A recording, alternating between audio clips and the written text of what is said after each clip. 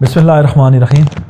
رب اشرح لی صدری ویسر لی امری واحلل عقدۃ من لسانی یفقہوا قولی۔ ہم نے پچھلے پروگرام میں بیعت عقبہ اولیٰ کی بات کی تھی کہ جب یثرب سے اوس اور خزرج قبیلے سے تعلق رکھنے والے لوگ 12 اشخاص نے نبی صلی اللہ علیہ وسلم کے ہاتھ پہ بیعت کی اور اسلام قبول کیا۔ پھر نبی صلی اللہ علیہ وسلم نے ان کی دعوت کے لیے، ان کی تعلیم و تربیت کے لیے اپنے دائی حضرت مصعب ابن عمیر کو بھیجا۔ یہ 12 نبوی کا واقعہ ہے، لیکن جب مصعب ابن عمیر رضی اللہ تعالیٰ عنہ نے اپنی انقلابی دعوت سے وہاں پہ ایک انقلاب برپا کر دیا، تو جب 13 نبوی کا حج کا موسم آیا تو اس وقت مدینہ کے اندر، جو اس وقت یثرب کہلاتا تھا، ہر گھر سے کچھ لوگوں نے اسلام قبول کر لیا تھا۔ مدینہ کی فضاؤں میں اسلام کا پیغام پہنچ چکا تھا۔ تو اس وقت جو قریش کے یا جو حج کرنے کے لیے تشریف لائے جو اشخاص، ان میں 70 کے قریب وہ لوگ تھے جو اسلام قبول کر چکے تھے، اور ان اشخاص نے آپ صلی اللہ علیہ وسلم کے ساتھ پھر اسی عقبہ گھاٹی کے اندر ملاقات کی، اور یہ بڑی تاریخی ملاقات تھی، اور یہاں سے ہی اسلام کی دعوت اور ہجرت کے بارے میں پلاننگ اور اسلام کی دعوت کو آگے بڑھانے کے سلسلے میں ایک نیا موڑ آتا ہے۔ اس بیعت کو بیعت عقبہ ثانی کہتے ہیں، جس میں اوس اور خزرج کے 70 کے قریب جلیل القدر سرداروں نے اسلام قبول کیا۔ نبی صلی اللہ علیہ وسلم ان سے ملنے کے لیے عقبہ گھاٹی میں تشریف لے گئے، اور آپ کے ساتھ آپ کے چچا حضرت عباس تھے۔ جب ملاقات ہوئی تو حضرت عباس نے ابھی تک اسلام قبول نہیں کیا تھا، تو وہ 70 اشخاص نے جب نبی صلی اللہ علیہ وسلم کو یثرب کی طرف دعوت دی اور کہا کہ آپ ہمارے ساتھ چلیں، آپ کا ہم تحفظ کریں گے، اور وہاں پہ ہم اسلام کا پرچم کو بلند کریں اور ہمارے ساتھ جا کے رہیں، تو اس وقت حضرت عباس کھڑے ہوئے اور آپ نے ایک خطاب کیا اور کہا، اے اہل یثرب، تم لوگ آج محمد کو اپنے ساتھ لے جانا چاہتے ہو،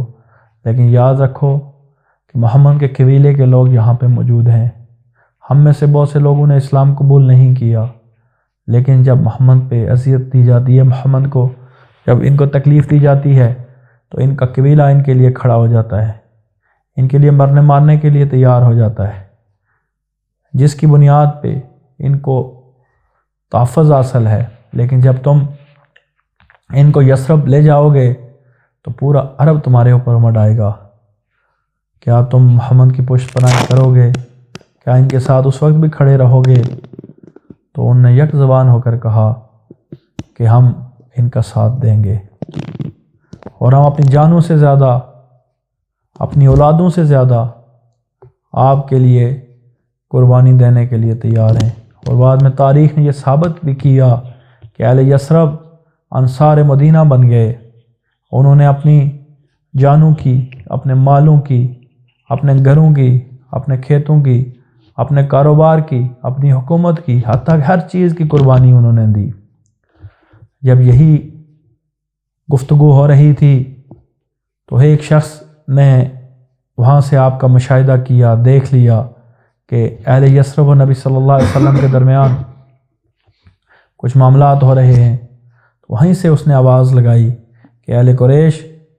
یہ دیکھو کہ محمد کے ساتھ کچھ لوگ اکٹھے ہیں اور تمہارے اوپر حملہ آور ہونے والے ہیں۔ اور وہاں سے وہ لوگ جلدی میں الگ ہوئے، لیکن قریش کو شک پڑ گیا، اور اس شک کی بنیاد پہ انہوں نے یثرب کے لوگوں، بڑے بڑے سرداروں سے ملاقات کی اور کہا کہ تمہارے لوگ کچھ ہمارے اوپر حملہ آور ہونا چاہتے ہیں، محمد کے ساتھ ملے ہوئے ہیں۔ تو ان سرداروں نے، جن کو نہیں معلوم تھا، ان کے کچھ سردار جو ابھی اسلام قبول نہیں کیا تھا انہوں نے کہا کہ نہیں، ایسا نہیں ہو سکتا۔ تو قریش مطمئن ہوئے، لیکن پھر انہوں نے بعد میں جو مسلمان ہو چکے تھے جو لوگ، ان کا پیچھا کیا اور کچھ لوگوں کو گرفتار کر کے لایا، جن میں حضرت سعد بن عبادہ بھی تھے، اور ان پہ کچھ تشدد کیا۔ تو وہاں پہ موجود لوگوں نے کہا کہ یہ تو اپنے قبیلے کا سردار ہے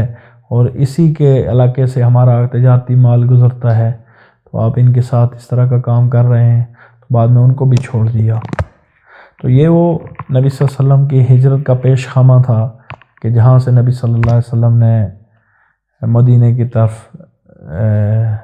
جانا تھا اور آپ نے ہجرت کرنی تھی، اور اس بیعت کو تاریخ اسلام میں اور تاریخ انسانیت میں بیعت عقبہ ثانی کہا جاتا ہے۔ وما علینا الا البلاغ۔